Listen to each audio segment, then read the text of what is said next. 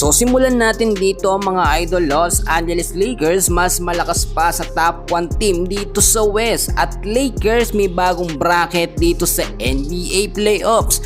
Well, bago natin yan ipagpatuloy, please huwag niyo munang kakalimutan na mag-like and subscribe sa ating YouTube channel. Maraming salamat po mga kaibigan. Maraming nagsasabi na pinagbigyan lang daw ng OKC Thunder eto nga pong Lakers, no, kaya nanalo. Pero talagang marami ngayon ang nagulat dahil tinambakan nga po ng 27 points ng Lakers ang OKC Thunder sa final score na 99-126, at malaki po ang impact ng pagkapanalo ng Lakers dito nga po sa top 1 sa West.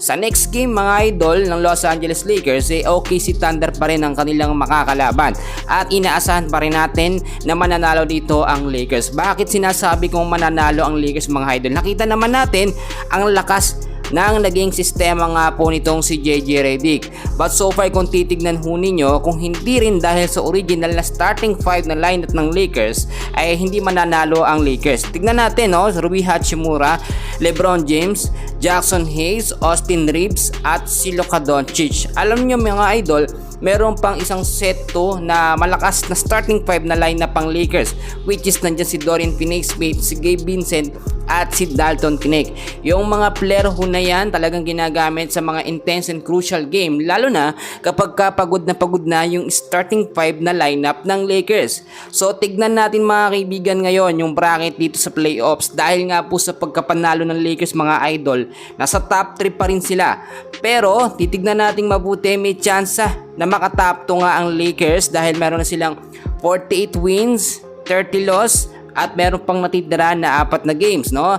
At kapag naging consistent ang pagkapanalo ng Lakers, magkakaroon sila ng 52 wins kung sakali pong tuloy-tuloy ang kanilang panalo, at etong Houston Rockets naman ay matalo sa mga susunod na game nila. So posible pa rin, no? May mga nagsasabi na malabo daw makapasok sa top 2 ang Los Angeles Lakers. Well, pinapangunahan nyo na agad mga bashers, at hindi pa nga natin nakikita yung resulta ng last 4 games ng Lakers. Sa mga hindi nakakalam, ang huling 4 na laban ng Lakers, eto yung Thunder mga kaibigan sa April 9, Dallas Mavericks, Houston Rockets at Trail Blazers. Yang 4 na kupunan na yan ang makakalaban ng Lakers dito nga po sa huling game ng Lakers sa quarterfinals bago ang playoffs.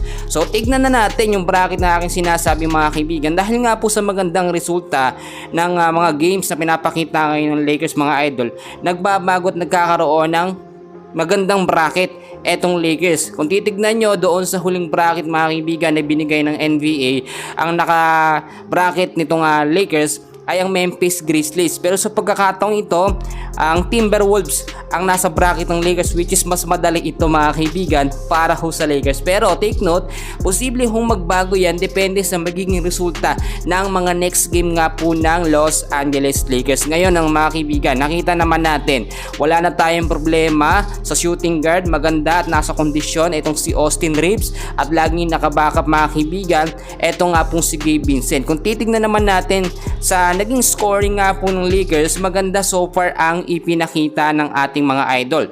Kung titignan natin si LeBron James, meron lamang siya 19 points sa loob ng 34 minutes.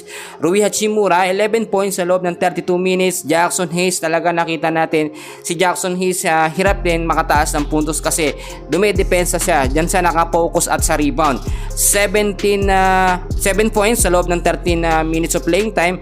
Luka Doncic, siya talagang highest leading scorer at ball handler po ng Los Angeles Lakers, 30 points sa loob ng 37 minutes of playing time. Austin Reeves, 20 points sa loob ng 34 minutes of playing time. Dorian Finney-Smith, 14 points sa loob ng 30 minutes of playing time, at 12 points naman sa loob ng 26 minutes itong si Gabe Vincent. But take note mga kaibigan, hindi pa nabigyan ng mahabang minuto dyan itong si Dalton Knecht, dahil kung titignan ho ninyo, talagang ito yung sinasabi natin na secret weapon, no, o yung pambala ng Lakers kapag napagod na. Eto nga pong laging binababa ni JJ Redick na mga shooting guard. Sino ba yan? Dorian Finney-Smith, isa rin yan talagang binabackup ni JJ Redick.